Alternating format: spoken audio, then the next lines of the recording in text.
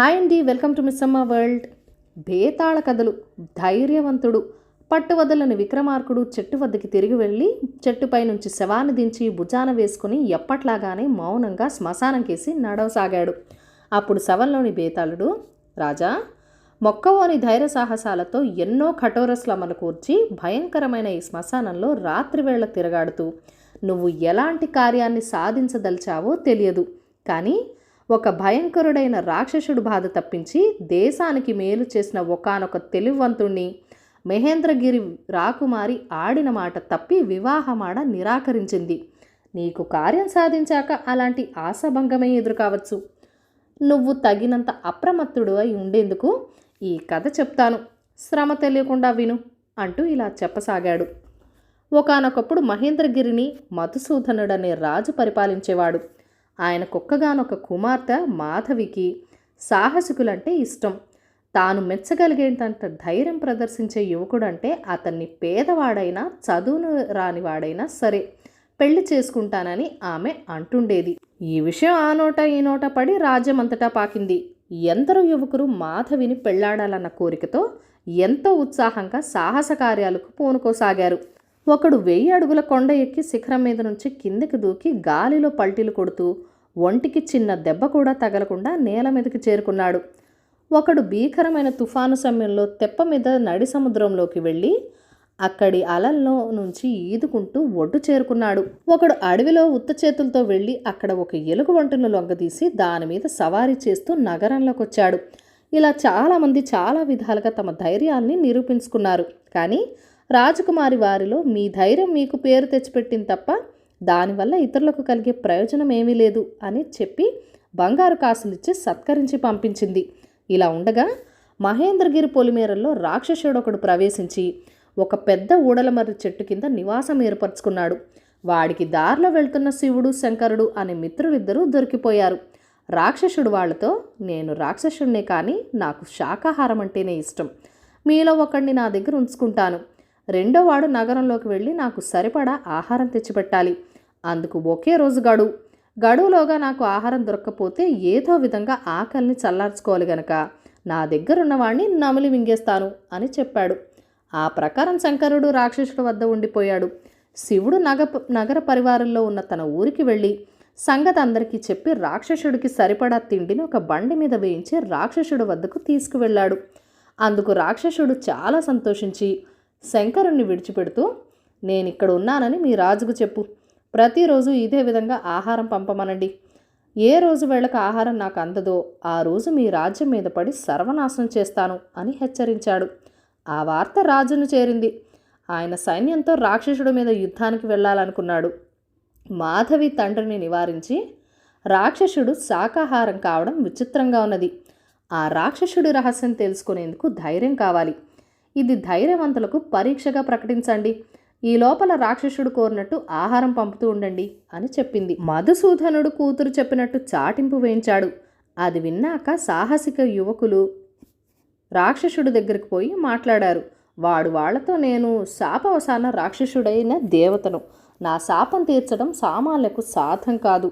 మహేంద్రగిరి నగరానికి ఉత్తరాన ఉన్న కొండల్లో పాడుబడిన విష్ణాలయం ఒకటి ఉన్నది.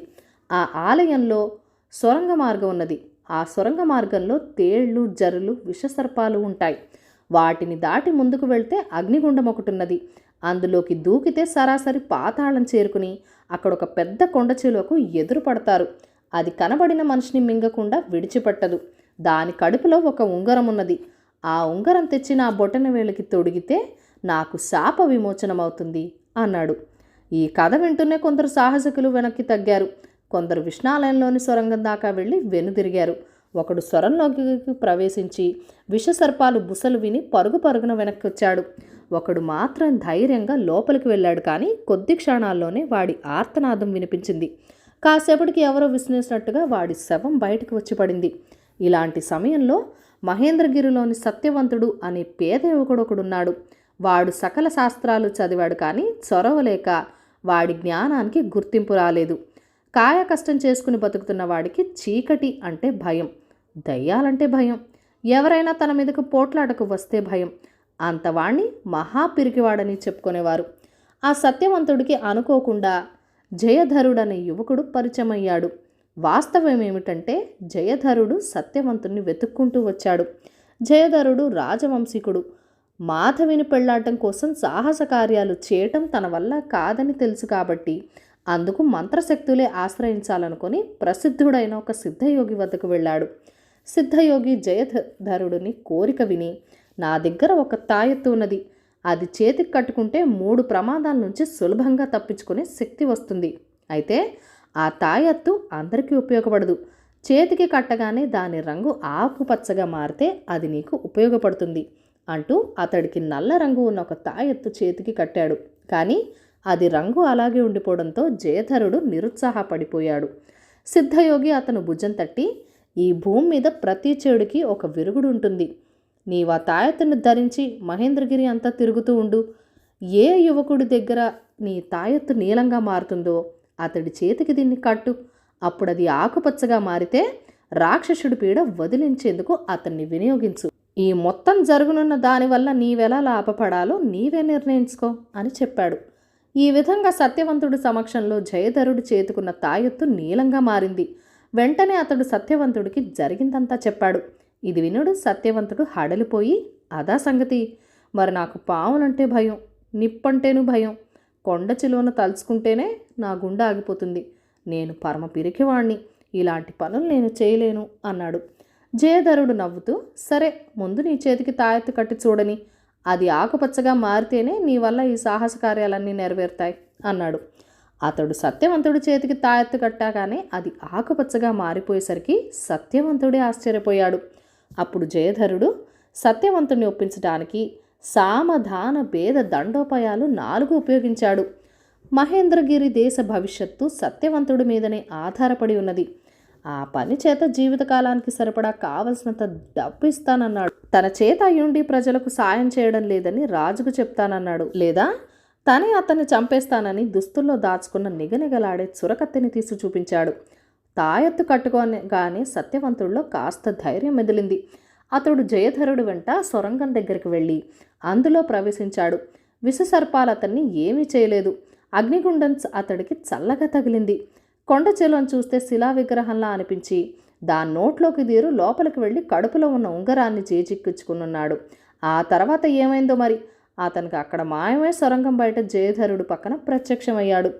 జయధరుడు ఉంగరాన్ని చూసి పరమానందం చెంది సత్యవంతుడితో ఇక రాక్షసుడి దగ్గరికి వెళ్ళమన్నాడు. సత్యవంతుడు వణికిపోతూ 3 ప్రమాదాలు తప్పించుకున్నాను, ఇక తాయెత్తు మహిమ అయిపోయింది, నాకు రాక్షసుడిని చూడాలంటేనే భయంగా ఉంది అన్నాడు.